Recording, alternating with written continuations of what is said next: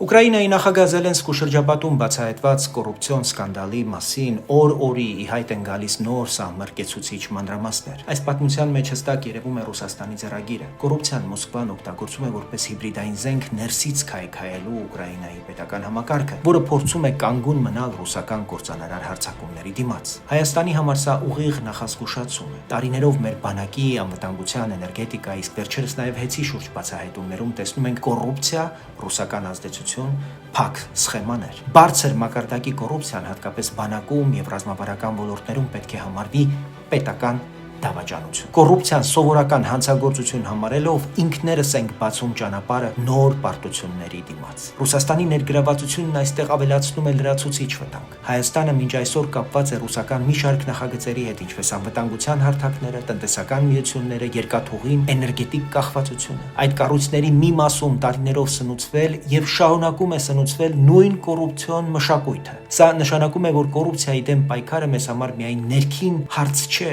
դա նաև անվտանգային եւ աշխարհաքաղաքական ընտրություն է։ Որքան երկար ենք մնում ռուսական կոռուպցիոն ազդեցության այս գոտում, այնքան ավելի թույլ եւ խոցելի է մնում մեր պետությունը։ Եթե ուզում ենք իսկապես պաշտպանված Հայաստան, պետք է միաժամանակ կոտրենք եւ ներսի կոռուպցիան եւ արտաքին կախվածությունը այն համակարգերից, որտեղ կոռուպցիան դարձել է սովորական նորմ եւ ազդեցության գործիք։